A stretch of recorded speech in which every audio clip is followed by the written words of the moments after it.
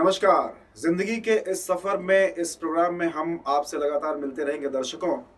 इस प्रोग्राम में हमारा मकसद है कि हम तमाम ऐसे लोगों से आपको रूबरू कराएं जिन्होंने अपने जीवन में बहुत कुछ किया है, बहुत कुछ हासिल किया है और लगातार संघर्ष से अपने जीवन में मुकाम पा रहे हैं और पाया है उन्होंने। वो लोगों के लिए एक प्रेरणा भी बने हैं। तो इस तरह से आज हम इस एपिसोड में एक ऐसे शख्स को आपसे मिलवाएंगे जिनका नाम है सुनील तिवारी जी। सुनील तिवारी जी बहुत बेहतरीन अभिनेता रहे हैं। काफ़ी फिल्मों में, काफ़ी सीरियल्स में इन्होंने काम भी किया है।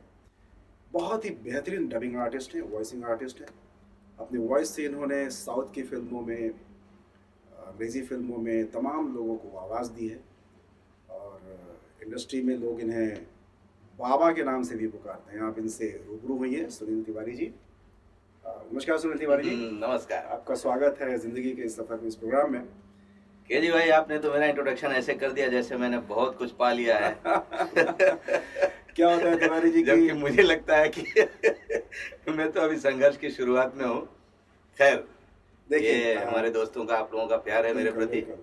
जहाँ तक मेरा मानना है कि बहुत सारी चीज़ें ऐसी होती हैं, जैसे हम सुनते हैं सेलिब्रिटीज़ के बारे में सुनते हैं। कुछ लोगों का बहुत नाम हो जाता है जिन्हें हम सेलिब्रिटीज़ बोलते हैं, भाई नाम हो गया सेलिब्रिटी। लेकिन ऐसा नहीं है कि वो सेलिब्रिटी हैं तो वो सिर्फ अपनी वजह से हैं। उसके पीछे बहुत सारे लोगों का हाथ होता है, तब वो सेलिब्रिटी होते हैं। तो उसमें तमाम ऐसे लोग होते हैं जिन्हें जनता नहीं पहचानती। तो ये बात तो है। ऐसे लोगों को भी सामने करना हमारा मकसद होता है। तो जैसे आप जो काम करते हैं, आप बहुत सारे एक्टर्स को वॉइस देते हैं। जनता तो उनकी फेस को देखती है, लेकिन जब वो आपकी आवाज़ से तो रूबरू है लेकिन आपका नाम नहीं जानती है। तो इसलिए हमारा ये मकसद है कि हम ऐसे लोगों को रूबरू कराएं दर्शकों के सामने, जो बैक स्टेज में जो लोग काम करके लोगों को नाम दे रहे हैं। और आप तो खैर अभिनेता भी हैं, बहुत शानदार अभिनेता भी हैं, बहुत सारी फिल्में की हैं। धन्यवाद। तो मैं चाहूँगा कि थोड़ा सा आप अपने बारे में बताएं। जैसे हम लोग का जो पहला सवाल होगा, सवाल नहीं, एक बातचीत में हम लोग ये चाहेंगे कि आप अपने बारे में, अपनी लाइफ का जो पूरी जर्नी रही है ना, यहाँ तक पहुँचने की जो आपकी जर्नी है, उसके बारे में थोड़ा सा बताएं कि कैसे कैसे होते हुए आपने कहाँ से शुरुआत की और आपने ये जो आज हासिल किया वो किस संघर्ष से हासिल किया, और ये सब कैसे आपने लाइफ में प्लान किया था या कोइंसिडेंस था कि ये होता चला गया, या एक प्लान के तहत आपने ये सारी चीज़ें हासिल की। तो थोड़ा सा आप हमें देखिए, सपने तो सबके होते हैं और कुछ गोल होता है तभी आदमी आगे बढ़ता है। वैसे कोइंसिडेंस तो मैं कह सकता हूँ, क्योंकि वैसे बचपन से मेरा प्लान नहीं था कि मैं मुंबई जाकर एक्टर बनूंगा। वैसे अक्सर स्कूल में, कॉलेज में, हर जगह ड्रामा वगैरह होता है तो कुछ लोग उसमें भाग ले पाते हैं, और मैं स्कूल के ज़माने से ही कुछ स्कूल के प्रोग्राम्स में भाग लेते रहता था, कॉलेज में भी। लेकिन मेरा प्रोग्राम ऐसा नहीं था कि मैं यहाँ आके एक्टर बनूंगा। ये कोइंसिडेंट ही बोलूँगा। कोइंसिडेंट नहीं, बल्कि मेरी लाइफ का एक्सीडेंट। अगर मेरी लाइफ में एक्सीडेंट नहीं हुआ होता, मेरी लाइफ का बहुत बड़ा एक्सीडेंट जिसमें मेरी जान बच गई, बाल बचा, और मुझे मेरे पैरों पर खड़े होने में लगभग 6 साल लग गए। और अगर एक्सीडेंट नहीं हुआ होता तो शायद मैं पुलिस इंस्पेक्टर होता, जो मेरा सपना था। क्या? क्योंकि मेरे घर में पुलिस वाले बहुत हैं। मेरे चाचा जी डीएसपी होकर रिटायर हुए, बड़े चाचा जी के बेटे जेलर होकर रिटायर हुए, और एक चाचा के लड़के जमादार तक पहुंच के रिटायर हुए, बिकॉज वो कम पढ़ाई लिखाई किए थे। और मेरा भी गोल वही था, मैं फुटबॉल वगैरह खेलता था और अच्छा शरीर पर ध्यान देता था, कसरत वगैरह, वो भी शौक, इसलिए कि मुझे पुलिस में जाना है। बट ये कह सकते हैं कि किस्मत को मंजूर था कि मैं नकली पुलिस बनूं फिल्मों में। आज मेरे बहुत ही क्लोज दोस्त, जो हम लोग बचपन से, स्कूल से लेके पुलिस में जाने की प्रैक्टिस तक साथ में किया करते थे, आज दोनों इंस्पेक्टर हैं बिहार में। और वो लोग मजाक भी उड़ाते हैं कि बेटा तू ही मजे कर रहा है, हम तो एक ही थाने के इंस्पेक्टर हैं, तो अलग अलग थाने का इंस्पेक्टर बन जाता, कभी गुजरात का, कभी महाराष्ट्र का। तो ये भाग्य का भी हम कह सकते हैं। जैसे हम अक्सर सुनते हैं डेस्टिनी, तो डेस्टिनी भी है। तो एक्सीडेंट ने मुझे मुंबई पहुंचाया, और फिर तो सपना वैसे भी सबका होता है, और सपना और उभर कर बाहर आ गया। फिर मैंने यहाँ बहुत भाग दौड़ की, पता किया कि कैसे घुस सकते हैं, बहुत लोगों ने चीट भी किया। वैसे ही धीरे धीरे सीख गया। और पैसे नहीं होते थे तो कुछ नामचीन थिएटर ग्रुप में जाने के लिए बहुत चक्कर काटता था, लेकिन वहाँ उस समय 95-6 उस समय मेरे पास 100 रुपये नहीं होते थे और 5,000 रुपये फीस हुआ करता था। तो खैर ये तो लंबी कहानी हो जाएगी। तो छोटे छोटे थिएटर ग्रुप जैसे एकजुट और वो अपना अभी तुरंत नाम नहीं याद आ रहा है, खैर उन सब बड़े बड़े थिएटर से निकले हुए लोग अपना अपना ग्रुप बना के काम करते थे। तो किसी किसी के ज़रिए बस एक दो ग्रुप में पहुंचकर मैंने वहाँ उनके साथ शुरुआत की। अच्छा। और वहाँ कंट्रीब्यूशन होता था, तो हाँ, कंट्रीब्यूशन मतलब में आपस में पैसे मिला हाँ, करके शो उसमें करना। थोड़ा सा मैं जुगाड़ कर लेता था। तो इस हिसाब से छोटे छोटे ग्रुप में थिएटर वगैरह चलता रहा। और फिर वैसे सर्कल बढ़ता गया तो धीरे धीरे ऑडिशन देना। जब शुरुआत की थी तो ऑडिशन तो नहीं होते थे, फोटोग्राफ्स बांटे जाते थे। बिल्कुल बिल्कुल। तो वैसे फिर सामने सामने डायलॉग बुलवा के देखते थे। बहुत कम लुक टेस्ट होना मतलब बड़े एक्टर का होता था उस समय जब हम लोग कर रहे थे। तो लुक टेस्ट तो मतलब बड़े मेन रोल वगैरह के लिए गेटअप में लुक टेस्ट होता था, लेकिन हम लोगों की कास्टिंग तो वैसे ही आप भी जानते हैं अच्छी तरह से। फिर ये लंबी कहानी हो जाएगी। मतलब ऐसे ही कर कर के लोगों से जान पहचान बढ़ी। डबिंग के बारे में पहले उस समय दिल्ली में बहुत डबिंग हुआ करती मतलब थी। ये और है कि हाँ, आप मैनुअल से डिजिटल तक का सफर आपने तय कर लिया है संघर्ष में। बहुत बहुत संघर्ष। और संघर्ष तो आप भी आज भी चल रहा है संघर्ष। बिल्कुल। और जो कंपटीशन करने वाले लोग होते हैं हाँ, हाँ। उनसे टकराता हूँ तो हाथ जोड़ के पीछे हो जाता हूँ कि भाई इस बीच में कंपटीशन एक वगैरह एक नहीं कर एक सकता छोटा मैं। सा मैं वो चाहूँगा कि आप दर्शकों को बताएं कि फिल्में अगर आपने कोई की है तो एक दो फिल्में जो आपने जो लोग जानते हों, अगर आप बता सकें तो दर्शकों को थोड़ा आसानी रहेगी देखिए ताकि वो फिल्में समझ तो सकें। की राम गोपाल वर्मा की जेम्स सरकार। अच्छा। पर यह हुआ कि शूटिंग तो बहुत की, एडिटिंग भी लोगों ने काट दी। हाँ, तो जैसा क्या नए बताएंगे। कलाकारों के साथ अक्सर होता है। हाँ। खैर ठीक है, वो और तो एक छोटी अलग चीज़ है। और छोटी मोटी और भी फिल्में की मैंने। बहुत सारे नाम लेंगे तो बहुत लंबा टाइम खींच जाएगा। जी। खैर उसके बाद सीरियल में आया। और मेरे लाइफ में संघर्ष जान बचाने के लिए मैंने ज़्यादा की।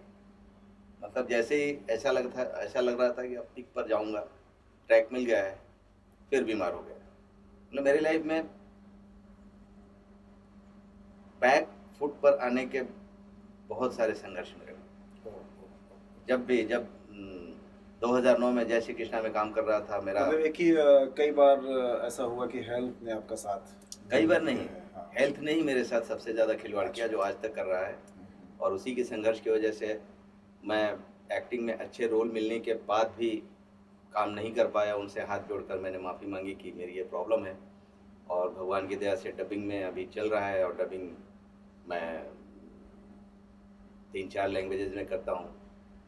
गुजराती अच्छी बोलता हूँ, मराठी अच्छी बोलता हूँ, राजस्थानी में करता हूँ। हाँ, ये एक बड़ा इंटरेस्टिंग सवाल तिवारी जी, चूँकि आप मेरे ख्याल से उत्तर प्रदेश से हैं, गोरखपुर से हैं। और मेरा जन्म झारखंड में हुआ और झारखंड जी, से ही अभी जी। मैं यहाँ आया तो स्थायी रूप से अब झारखंड जी। से हूँ।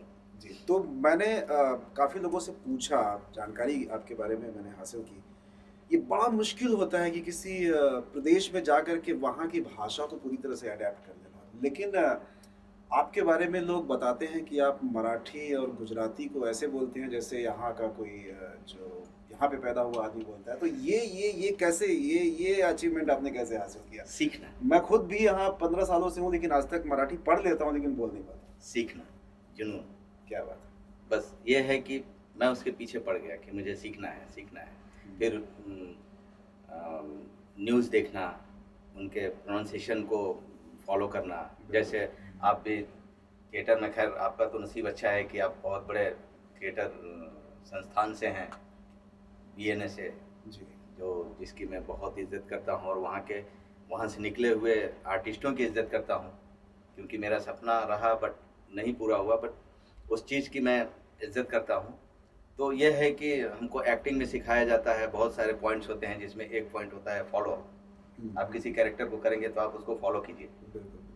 आप फॉलो करेंगे तब उसको जीने के लिए आप सीख पाएंगे। तो वो फॉलो अप से मैंने गुजराती सीखी, मराठी सीखी, और एक-एक बारीकी मैंने उस पर बारीकी पर ध्यान दिया मैंने कि ग्रामेटिकल कुछ ज़्यादा गलत ना हो। प्रोनंसिएशन में जैसे मराठी में होता है च और स, बिल्कुल, बहुत बहुत डिफिकल्ट होता है कि ज़, मैंने खुद फील किया है। झ और ज़, इस पर बहुत लोग मराठी लोग भी मार खा जाते हैं। बिल्कुल, बिल्कुल। और बोलने का एक लहज़ा, "रे बाबा, मी तुला बोलतोय ना." अब भोजपुरी में, "भैया हम तोरा के बोलत तानी ना।" हाँ, ये अब कोइंसिडेंस यही है कि गुजराती में बोलेंगे। मराठी और भोजपुरी हाँ, मतलब एक साथ बोलने वाले लोग बहुत कम हैं। मतलब मुझे लगता है कि एक लहज़ा होता सही है, में अगर हाँ, हम उसको बोल रहे हैं तो उसका टोन आना चाहिए। बिल्कुल, उसको सीखने के लिए आप बिल्कुल, उसको बिल्कुल, ऑब्ज़र्व करते हैं। बिल्कुल। ऑब्ज़र्वेशन हमारी बहुत एक्टिंग में ज़रूरी सिखाया है, जाता है। बिल्कुल। तो ये जो थिएटर में हमने सीखा है तो बहुत सारे पॉइंट, एक्टिंग की किताबें भी पढ़ी, अच्छे लोगों से, आप जैसे अनुभवी आर्टिस्ट दोस्तों से बहुत सारी बातें सुनता हूँ तो उसको ऑब्ज़र्व करता हूँ। मुझे स्कूल जाने का मौका नहीं मिला, लेकिन मैं आप ही लोगों को अपना स्कूल मानता हूँ। ये आप लोग जानते नहीं हैं कि मैं आपसे चुराता हूँ। मैं चोर हूँ। मतलब धीरे-धीरे।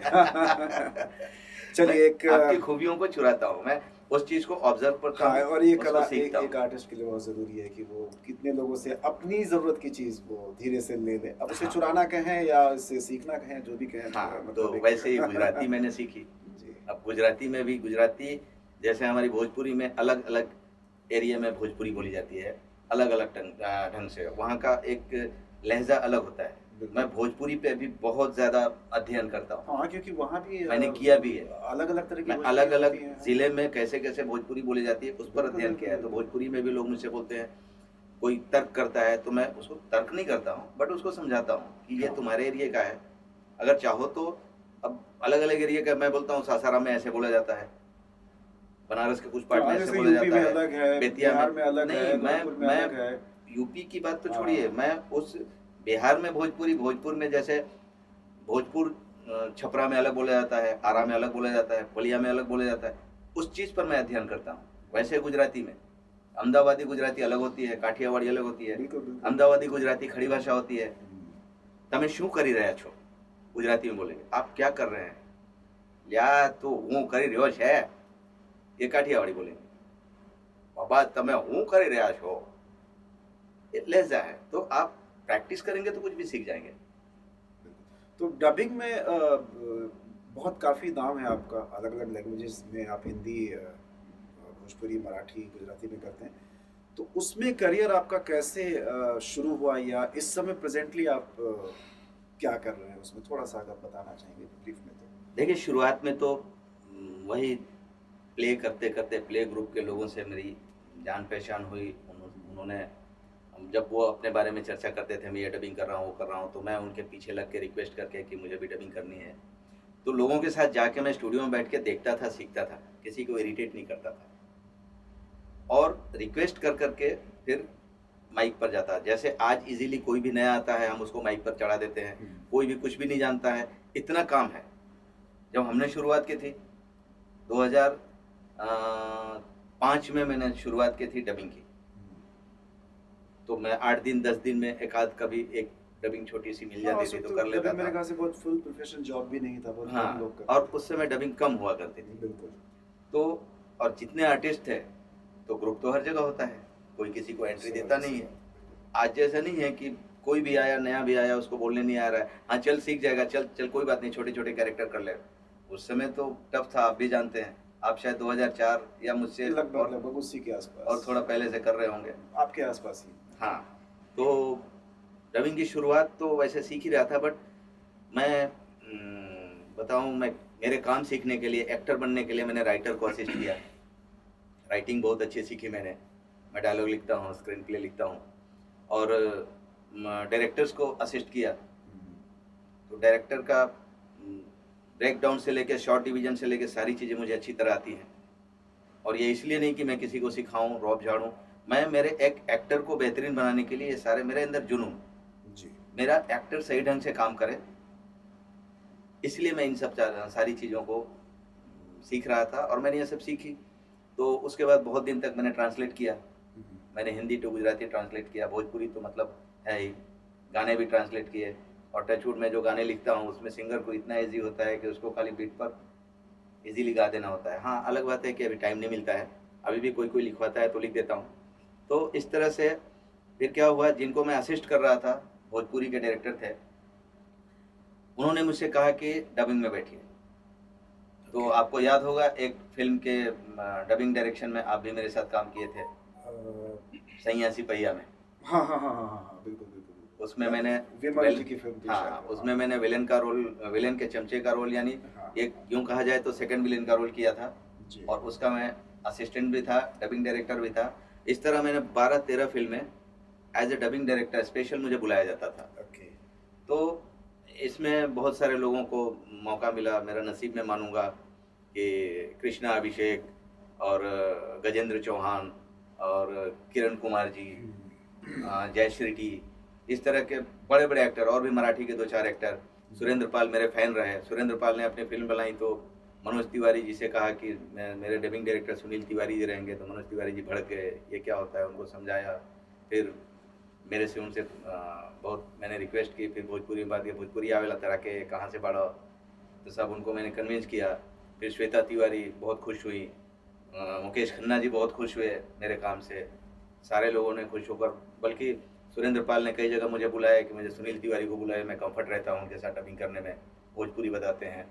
ऐसे भी किरण कुमार ने 1-2 जगह, मतलब अब सब ये सब लीजेंड लोग हैं, बिल्कुल, मैं उनको बिल्कुल। याद नहीं रहूँगा, मतलब बिल्कुल। मेरे लिए यादगार हैं कि मैंने इन लोगों के सुबह रिकमेंड से। पर इनके साथ काम किया। बिल्कुल। तो इस तरह से सफ़र आगे बढ़ता गया, तो मैं फिर उसी दौरान डबिंग की मेरी शुरुआत हो ही रही थी, फिर डबिंग करते गया, बाकी मेरी मेहनत, फिर मैं और अच्छा करूँ और अच्छा करूँ, तो किसी को मैं कॉमेडियन में अच्छा बिल्कुल, लगा तो काफ़ी कॉमेडियन काफ़ी कराया। जैसे जहाँ तक मैं जानता हूँ कि बहुत कई बार लोगों के पास बहुत टिपिकल कैरेक्टर निकल आता है, तो लोग कहते हैं कि यार भाई ये कैरेक्टर तो किसी से नहीं होगा, तिवारी जी को बुलाइए, ये सुनील जी ही तो कर सकते हैं इसको, तो ये एक बड़ा अचीवमेंट है आपका कि ये जहाँ टिपिकल मामला है वहाँ सुनील जी ही करेंगे। ये मेरी खासियत नहीं मानता मैं, इसमें 2 बातें हैं। बिल्कुल। इसमें ये मानता हूँ कि लोगों का मेरे ऊपर विश्वास, हाँ। उनका विश्वास नहीं होगा तो मैं चाहे कितना भी बड़ा कुछ भी जानता हूँ, कुछ नहीं हो पाएगा। और भगवान की दया होती है कि लोग मुझे पसंद करते हैं। जी। आप सिर्फ़ अपने मेहनत के हकदार होते हैं। बिल्कुल, बिल्कुल। वो आप तो अपनी गारंटी नहीं सही ले बात है, सकते। वो तो ऊपर वाला आपको तो पता है। आप अपनी मेहनत ईमानदारी से करते रहिए, जी, और भगवान की अगर कृपा रहेगी तो अच्छे लोग आपको ज़रूर पसंद करेंगे, बिल्कुल। और भगवान की कृपा नहीं रही तो अच्छे लोग आपको पसंद भी नहीं करेंगे। तो भगवान की कृपा और अच्छे लोगों की अच्छाई दोनों इसमें मायने रखती है। आपकी काबिलियत तो मेरे ख्याल से, मैं नहीं मानता हूँ कि मेरी कोई काबिलियत है। हाँ, मैं मेहनत करता हूँ, ये बात मैं कह सकता हूँ। बिल्कुल। तो काफ़ी ब्रीफ में आपने बताया अपने करियर के बारे में कि कैसे आप यहाँ तक पहुँचे। ये अच्छी बात है, अभी बहुत सच्चाई है कि जैसा आप कह रहे हैं कि अगर हम इस पे बात करें तो घंटों निकल जाएँगे उसमें। तो मैं थोड़ा-सा अभी थोड़ा-सा एक अलग तरफ जाना चाहूँगा। क्योंकि हमारे दर्शक जब हमें एज़ एन एक्टर या एज़ एन डबिंग आर्टिस्ट देखते हैं या हमारे प्रोफ़ेशन को देखते हैं, तो उनको थोड़ी-सी एक इच्छा होती है कि उस व्यक्ति के बारे में, पर्सनल ज़िंदगी के बारे में भी थोड़ा जानें कि आखिर वो आदमी पर्सनल ज़िंदगी में क्या है। नहीं तो कई बार दर्शक सोचता है कि अभिनेता हमसे अलग होता है, जबकि सच्चाई होता है कि अलग नहीं होता। उसकी भी पर्सनल ज़िंदगी उसकी तरह ही होती है। तो पर्सनल ज़िंदगी में मैं चाहूँगा कि जब आप कॉलेज में थे, आपका एजुकेशन सिस्टम जो था वो आपका कैसा एजुकेशन रहा है? आप पढ़ने में बहुत अच्छे थे या नहीं थे, या किसी तरीके से पास हो जाते थे, या आपके फ्रेंडशिप कैसे लोगों से थी? फ्रेंड सर्कल में कैसे लोग थे? कोई गर्लफ्रेंड वगैरह थी या नहीं थी? ये भी अगर अगर बताना चाहें तो बताइएगा दर्शकों को, उनको थोड़ा जानकर अच्छा लगेगा। नाम नहीं नहीं, लीजिएगा चलेगा, कोई टेंशन नहीं है, क्योंकि हो सकता है कहीं अच्छा भाभी जी लगता है सुन आप लेंगी लोग तो जब मुझे डाँटेंगी छेड़ते हैं। आपको। चलिए थोड़ा-सा मैं चाहूँगा आप कि लोग आप मुझे बताएँ। छेड़ते हैं तो अच्छा लगता है, और यही तो जी, आप लोगों का प्यार है कि दोस्त लोग छेड़ते हैं, जबकि सारे दोस्त मेरे जानते हैं कि मैं जी, सात्विक आदमी हूँ। जी। और सात्विक आज है ना, तब थे कि नहीं? ये मैं जानना चाहता हूँ। नहीं, एक एक किसी बहुत बड़े एक्टर की बात आपको बताता हूँ, जी, वो शायद यहाँ लागू पड़े, अच्छा। और ये अध्यात्म से जोड़ेंगे तो भी आ जाता है, लेकिन बिल्कुल, उतनी लंबी बात मैं नहीं करूँगा। बिल्कुल, बिल्कुल, बिल्कुल। अगर आप आम के पेड़ हैं, हुँ, तो आप पौधे से ही पेड़ हैं। सच्चाई है, आप सच्चाई है, पौधे में चने के पेड़ और बड़े होकर आम के पेड़ नहीं हो सकते। सच्चाई है। कभी-कभी इंसान की ज़िंदगी में ये आता है कि आगे चल के सात्विक होता है, लेकिन वो, आप मुझे देखते हैं, हम लोग 12 साल से लगभग बिल्कुल, मित्र बिल्कुल, हैं। बिल्कुल, बिल्कुल। तो आप 12 साल से एक ही जैसा देखते हैं, तो कोई भी बनावट चीज़, तो कहने का मतलब वो डायलॉग यहाँ है कि उनका जो याद कर रहा हूँ, जी। ये मेरी मतलब इस पर अन्यथा ना ले कोई, कि शेर को राजा बनने के लिए इलेक्शन जीतने की ज़रूरत नहीं होती है, सच्चाई, वो पैदाइशी होता है। सच्चाई। तो अगर आप आध्यात्मिक हैं, हाँ, तो आपकी भावना, अगर आपके विचार, आपके आचरण बचपन से हैं, जी। तो ही आपकी जीवन शैली वैसी हाँ, रहेगी। वो बदलती नहीं है, सच्चाई। ठीक है। जी, और अगर जीवन शैली आपकी बाद में बदली है, तो फिर पुराने ट्रैक पर आने का बहुत बड़ा चांस होता है, बहुत बिल्कुल। ज़्यादा चांस होता है, बहुत ज़्यादा संभावनाएं होती हैं। बिल्कुल। तो वैसी संभावनाएं मेरे साथ नहीं है, सॉरी। तो ऐसा है कि मैं बचपन से ही थोड़ा जिम्मेदार किस्म का रहा हूँ। अच्छा। बहुत सारी जिम्मेदारियां मेरे ऊपर थी, वो डिटेल में नहीं जाऊँगा मैं। और पढ़ने में बहुत ध्यान लगाता था, लेकिन बहुत सारी जिम्मेदारियों की वजह से बहुत अच्छी पढ़ाई का प्लेटफॉर्म नहीं मिला, पर पढ़ने में बहुत अच्छा था। ओके। ब्रिलियंट नहीं था, पर मैट्रिकुलेशन मैंने कहते हैं ना सेमी फर्स्ट से, मतलब फर्स्ट डिवीजन में 4 नंबर मेरे कम थे। ओके। और इंटरमीडिएट भी वैसे ही रहा, और ग्रेजुएशन नहीं कर पाया। बीए के एग्ज़ाम से पहले मेरा बहुत बड़ा हादसा हुआ, बहुत बड़ा एक्सीडेंट हुआ। उसके बाद मेरी लाइफ बदल गई, ग्रेजुएशन कंप्लीट नहीं हो पाया, और फिर जो हॉस्पिटल का दौर चला तो आज तक चल रहा है। एक्सीडेंट से पहले मुझे सर्दी खांसी भी बहुत कम होती थी, नहीं होती थी, और अभी लगभग 30 साल हो गए होंगे, बिना दवाई का एक दिन नहीं जाता, जबकि आप लोग भी देखते हैं और आप लोग मजाक भी करते हैं, तो उस चीज़ को हम लोग एंजॉय करते हैं। बिल्कुल, बिल्कुल। तो ये डेस्टिनी कह सकते हैं। और मेरा सात्विक और मेरा संयमित नेचर ही जी, मुझे संभाल के रखता है। आप जी। लोग अच्छी तरह जानते हैं कि मैं जी। चाय कॉफ़ी भी पीना पसंद नहीं करता हूँ, कभी कभार स्टूडियो में बिल्कुल। वैसे दोस्तों के साथ आपके साथ पी लेता हूँ। तो ये शुरू से रहा है। और रही बात लड़कियों की, तो मैं सबकी रिस्पेक्ट करता हूँ, बट लड़कियों से मेरी दोस्ती नहीं होती, थोड़ा खड़ूस हूँ, आप लोग जानते ही हैं। सब जानते हैं मेरे दोस्त लोग कि अच्छा। लड़कियों के मामले में खड़ूस हूँ। हाँ, वैसे है कि रिस्पेक्ट तो सबकी करता हूँ मैं, नहीं, चाहे वो नहीं, वो तो लड़की हो, आप लड़का करते हो, ही मेरे है से तो। छोटा हो। बिल्कुल। मैं सेट पर भी जाता हूँ, शूटिंग पे भी रहता हूँ, जी। तो स्पॉट बॉय को कभी भी स्पॉट ऐसे करके नहीं बुलाता। जी। मैं उनको या तो मेरे समकक्ष हैं तो दादा बुलाता हूँ, बड़े हैं तो दादा बुलाता हूँ, छोटा है तो उसका नाम पूछता हूँ, तो जो भी नाम बताए, विजय अजय, बेटा अजय, बेटा विजय। तो इस तरह से मैं उसकी भी इज्जत उतनी ही करता हूँ जितनी डायरेक्टर की करता हूँ। मेरा ये अपना स्वभाव है कि वो अपना जॉब कर रहा है, वो उसकी जॉब है, वो अपनी जॉब कर रहा है, मैं अपनी जॉब कर रहा हूँ। बिल्कुल। ठीक है।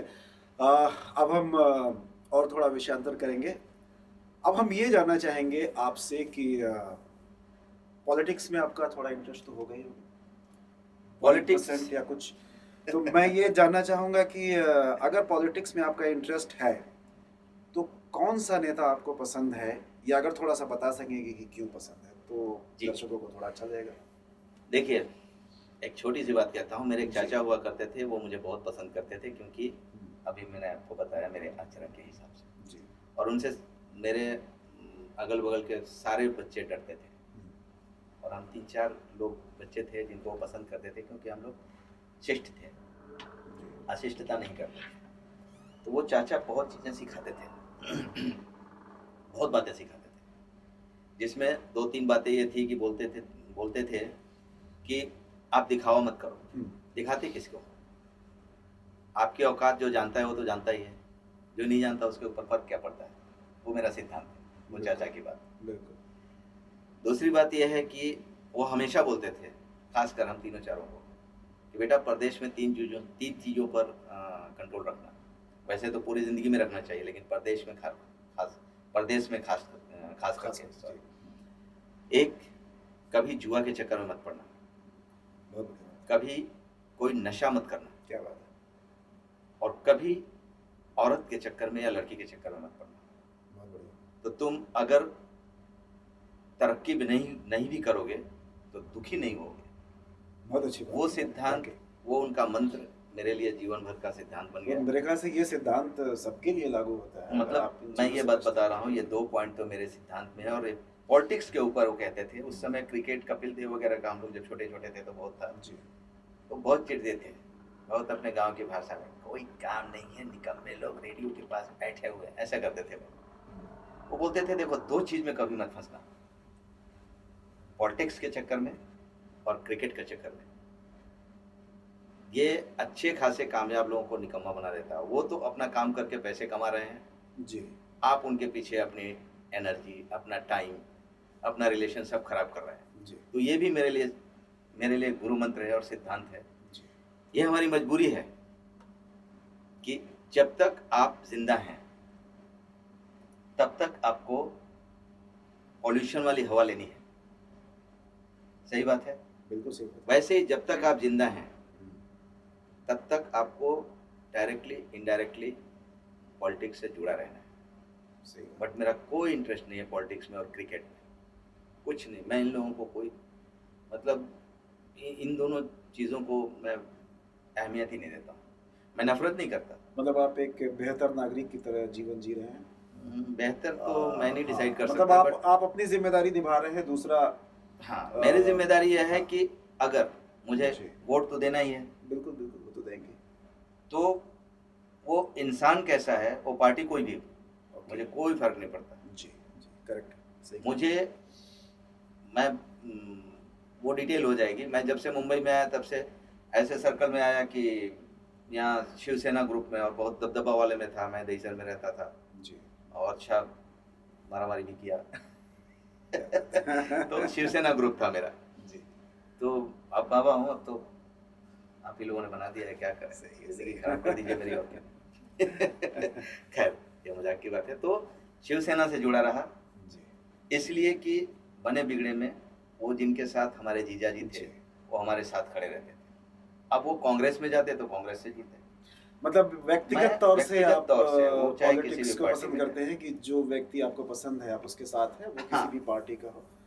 तो हाँ, एक जब साम्यवाद, एक साम्य विचार है आपका पॉलिटिक्स के बारे में। हाँ जो अच्छी बात है। जो जी, इंसानियत के लिए, जनता के लिए बिल्कुल, बिल्कुल। और अच्छे के लिए काम करे। ये ना कि जो बिल्कुल। मार्केट सॉरी आज जो भारत में 70 सालों से हम झेल रहे चलिए हैं। अच्छा विचार है आपका। हाँ, अब मैं एक छोटा सा और वो चाहूँगा, अब हम चूंकि आखिरी दौर में हैं, जिस फील्ड में आप काम करते हैं, जैसे आप अभिनय में या डबिंग में काम कर रहे हैं, तो मैं ये चाहूँगा कि अपने उस फील्ड की 3 अच्छाइयाँ आप हमें बताइए जो आपको अच्छी लगती हैं, और 3 ऐसी कमियाँ हमें बताइए जो आपको लगता है कि तुरंत ठीक करनी चाहिए। देखिए इस पर रिसर्च तो मैं नहीं कर सकता और बहुत सारी चीज़ें हैं कि मैं उस पर एनालिसिस भी नहीं कर सकता। जी। बहुत सारी चीज़ें हैं जो मेरी समझ में नहीं आती हूँ, मैं उसको कमी बता दूँ, बाद में पता चला कि नहीं। व्यक्तिगत तौर पर अच्छे जो आप लोग फील अच्छे करते लोग हैं उसको कि तो अच्छा ही ये बोलते अगर हैं। ठीक हो जाए तो चीज़ें और अच्छी हो सकती है, बेहतर हो सकती है। आपको जो देखिए व्यक्तिगत तौर पे लगता है। डबिंग से लेके एक्टिंग तक, हालाँकि दोनों का ज़ोन, दोनों का ट्रैक दोनों अलग का है। एक ही है। हाँ, नहीं, लगभग अलग-अलग काफ़ी है। हाँ, जैसे डबिंग में कोऑर्डिनेटर हैं वो चीटिंग नहीं करते, जी, एक्टिंग में कोऑर्डिनेटर चीटिंग कर देते हैं। जी। हाँ, डबिंग में भी कोऑर्डिनेटर चीटिंग बहुत करते हैं।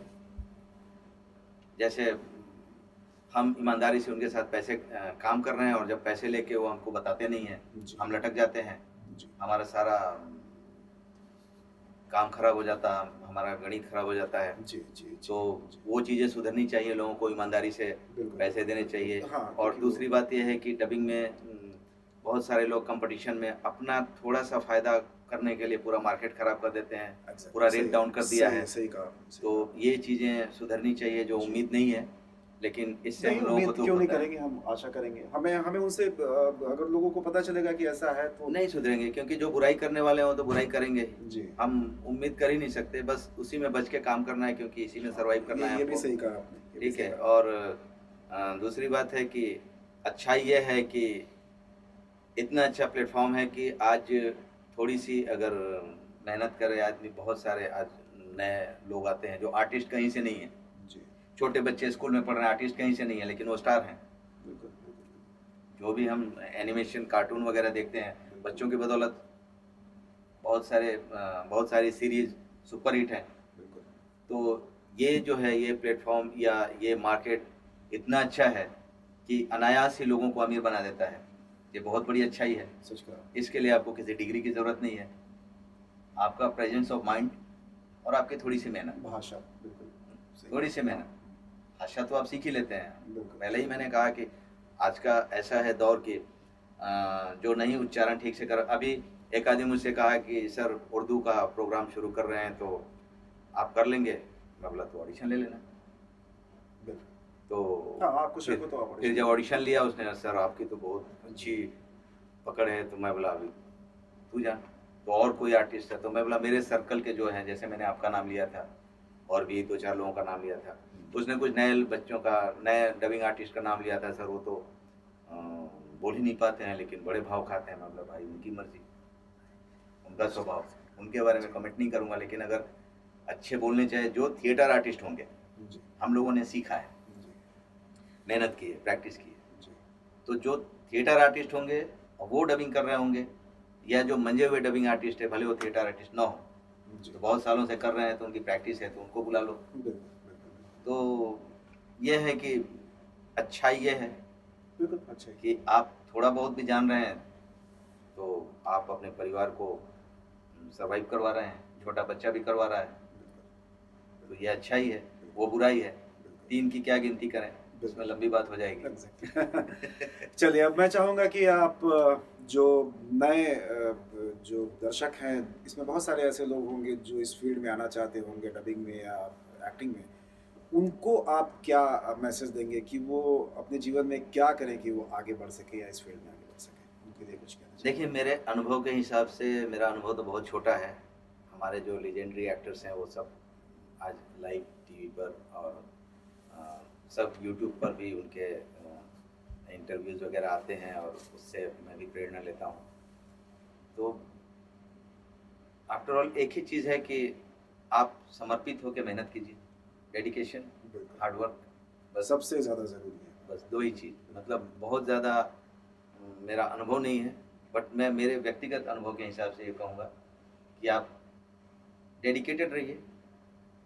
जी, जैसे एक एग्जांपल कि मैंने मराठी सीख ली, मैंने गुजराती सीख ली, बिल्कुल, वही चीज़। तो मेरा डेडिकेशन और मेरा हार्ड वर्क, तो वो कीजिए, तो वो सबके लिए है। तो यानी कि हमारे दर्शकों को ये पता चल गया होगा कि किसी भी फील्ड में अगर आप आगे बढ़ना चाहें तो डेडिकेशन, मेहनत सबसे ज़्यादा ज़रूरी है आगे बढ़ने के लिए। वो कोई भी फील्ड हो, वो चाहे आपके एजुकेशन से संबंधित हो, आपका करियर कुछ भी हो सकता है। आप अभिनेता के तौर पर अगर आप अपना करियर बनाना चाहते हैं या डॉक्टर, इंजीनियर कुछ भी बनना चाहते हैं, तो आपको डेडिकेशन के साथ आगे बढ़ना होगा। जैसे सुनील जी ने बताया, अपने अनुभव इन्होंने यहाँ पे शेयर किए। तो ज़िंदगी के इस सफ़र के इस एपिसोड में हमने मुलाकात की सुनील तिवारी जी से, जो एक बेहतरीन अभिनेता हैं, बेहतरीन डबिंग आर्टिस्ट हैं। उन्होंने अपनी ज़िंदगी के बहुत सारे अनुभव आप लोगों से शेयर किए, जिससे मैं उम्मीद करता हूँ कि आप लोगों ने बहुत कुछ सीखा होगा, उनके अनुभवों से सीखा होगा। हम कई तरीके से ज़िंदगी में सीखते हैं, किताबों से सीखते हैं, अपने गुरुओं से सीखते हैं, और सबसे जो ऑथेंटिक सीखना होता है, लर्निंग होती है, वो किसी व्यक्ति के अनुभव से आप सीखते हैं। क्योंकि बहुत सारे लोग दर्शक होंगे जो कहीं बैठे होंगे देश के किसी कोने में, जो मुंबई जैसे शहर में क्या संघर्ष होता है या क्या क्या चीज़ें हमें हासिल करनी चाहिए, वो नहीं पता चल पाता। वो हम यहाँ पे बैठे उन व्यक्तियों से जान सकते हैं जो यहाँ पे वो संघर्ष कर रहा है। तो सुनील जी से आपको निश्चित तौर पर बहुत सारी बातें पता चली होंगी। तो ज़िंदगी के इस सफ़र के इस एपिसोड में एक सफलता के साथ हमने इस सफ़र को ख़त्म किया, इस एपिसोड को ख़त्म किया। जल्दी ही अगले एपिसोड में हम आपसे फिर मिलेंगे, ऐसे ही किसी डेडिकेटेड आर्टिस्ट से या किसी व्यक्ति से जिसने अपने जीवन में बहुत कुछ हासिल किया है। सेलिब्रिटी हो ना हो, इस बात से कोई फ़र्क नहीं पड़ता, लेकिन उसका कोई ना कोई कंट्रीब्यूशन रहा हो उस फील्ड के अंदर। तो नमस्कार, इसी के साथ